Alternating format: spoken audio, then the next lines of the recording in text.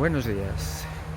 Quiero compartir en esta mañana de primavera algunas de las reflexiones que me he ido haciendo en base a los fenómenos colectivos que hemos vivido, que estamos viviendo con el confinamiento, tras el confinamiento, y su posible lectura emocional.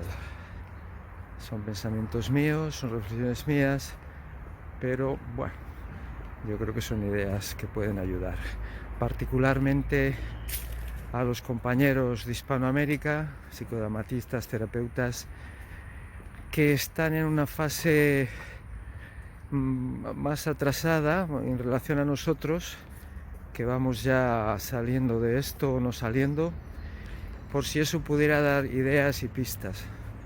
La situación sociopolítica y económica es fundamental al integrarse con el conflicto del coronavirus. Estamos viendo cosas brutales en ese sentido. Bien, empiezo compartiendo pues mis primeras reflexiones en el principio del confinamiento. No nos creíamos esto, ha habido una necesidad de negar esto y probablemente eso ha hecho que las instancias políticas y de poder, de autoridad, hayan tardado en tomar decisiones. Les ha costado confinar, en algunos países lo han hecho antes, porque en todos los niveles estábamos negándolo. Probablemente la curva de convicción de lo que está pasando es ahora alta, cuando la curva de muertes ya es baja. Es así de terrible. Empezamos con el desabastecimiento de papel higiénico y de productos en los supermercados, en las grandes superficies. ¿Qué significaba aquello? Probablemente yo lo conecto ahora con el riesgo de muerte inconsciente, que lo hemos negado absolutamente, y con la necesidad de alimentarnos para cuidarnos. Ha habido evocaciones en relación a la guerra. Se ha hecho mucho pan, se ha comido mucho pan, se ha guardado mucho pan.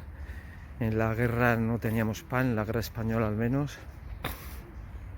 Bien, eso son cuestiones inconscientes que pueden estar ahí. La necesidad de limpieza respecto al papel higiénico como metáfora en contra de la suciedad que conlleva el coronavirus y la contaminación.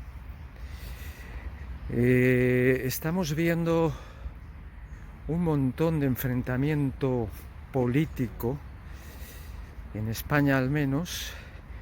Hay profesionales de la política y de los análisis políticos que dicen que somos el país que tiene un parlamento con más conflictividad interna. Lo relaciono con el trauma de la guerra civil que no hemos procesado todavía y que en estos nuevos escenarios se sigue reproduciendo.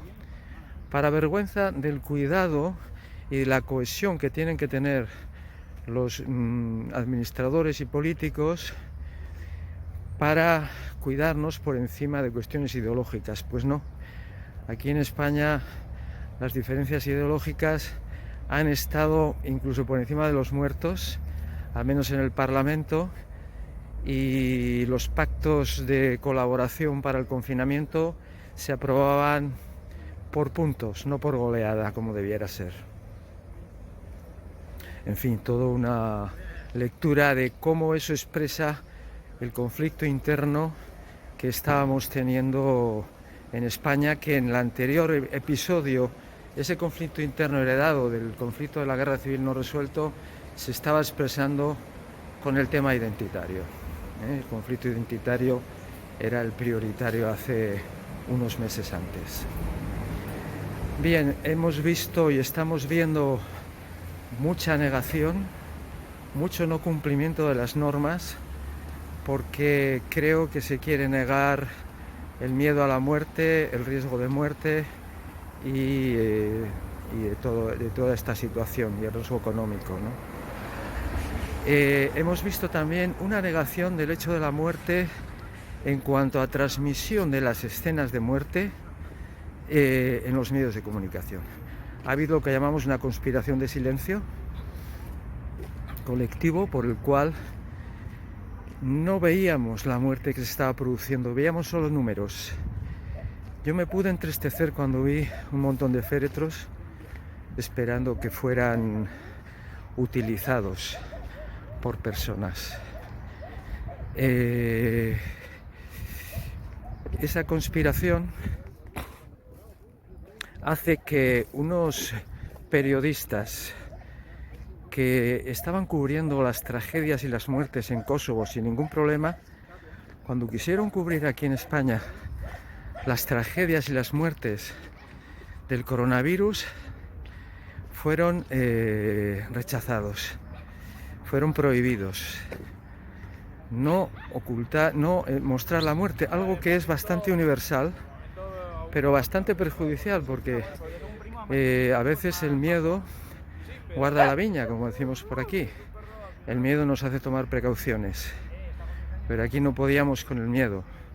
El miedo es un bichito mimético que parece que si se tiene nos va a arrollar, nos va a desestabilizar, y meramente lo único que podemos hacerlo es sacarlo al consciente o mantenerlo en el inconsciente, pero el miedo está ahí como tantos sentimientos que no podemos negar ni parar. Hemos vivido y disfrutado el encuentro en los balcones, ese momento en el cual estábamos confinados, que nos retrotraía a muchos años atrás, cuando no había tráfico, cuando no había tanta vida exterior y los vecinos se conectaban pues por el vecindario cercano. Hemos encontrado a nuestros vecinos. Hemos encontrado una solidaridad y una comunicación muy interesante, muy rica, que nos hace tener esperanzas en la construcción de la aldea global que queremos y que necesitamos. Esta aldea global la tenemos también en su construcción con la ruptura de fronteras que sigue suponiendo estos medios de comunicación, particularmente el internet en el confinamiento. Las videoconferencias son reinas, han sido reinas, porque era la alternativa de... Pero cuando digo esto, me topo con la realidad hispanoamericana. Y una colega me cuenta cómo en Nicaragua, lo vemos, como en Brasil, los políticos están negando la realidad de la pandemia para sus intereses políticos, están siendo parte de la conspiración negadora que hace que los jóvenes pues no se pongan mascarilla y tal. Pues también hay gobernantes y hay gobiernos que están negándolo.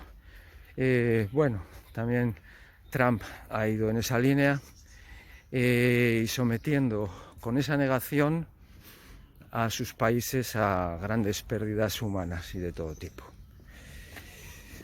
Bien, tenemos un desafío fuerte para entender todo esto y una responsabilidad fuerte en entender todo esto y en ayudar a las sociedades a que vayan entendiendo los elementos emocionales que hay debajo de los incidentes de los noticiarios. De ello depende incluso nuestra supervivencia. Desde el punto de vista emocional, los gobiernos constituyen la figura paterna, la figura materna, la figura que nos tiene que rescatar de las incertidumbres. En ese sentido, muchas quejas, muchas críticas pueden estar fundamentadas en esa necesidad de tener un Papa Salvador que nos lo resuelva y que nos saque del riesgo de muerte. Tenemos que tener en cuenta ese fenómeno, más allá de todas las irregularidades que se cometen en los gobiernos. También eso está ahí, y es bueno que tengamos el valor de aportar esas lecturas de lo emocional en un campo que, como es el campo sociopolítico, en el cual a los profesionales los psiquiatras, terapeutas grupales, psicodramatistas, nos cuesta intervenir con nuestros conocimientos. nos da miedo, sentimos el riesgo, pero yo creo que tenemos una responsabilidad que aportar. Creo que continuando con la relación entre psicología, dinámica de grupos y política. Mi querido compañero Yaakov Naor, psicodramatista judío, me comentó en una ocasión una frase que siempre llevo: la política es una defensa contra las emociones, entre otras muchas cosas, naturalmente. En ese sentido, es bueno que seamos conscientes qué emociones impulsan determinadas posiciones ideológicas, qué raíces, qué historias transgeneracionales nos hacen posicionarnos políticamente, qué miedos, qué deseos, qué enfados nos llevan a esas posiciones. Eso nos ayudaría a modularlas más, a entenderlas más, al menos a los profesionales, y a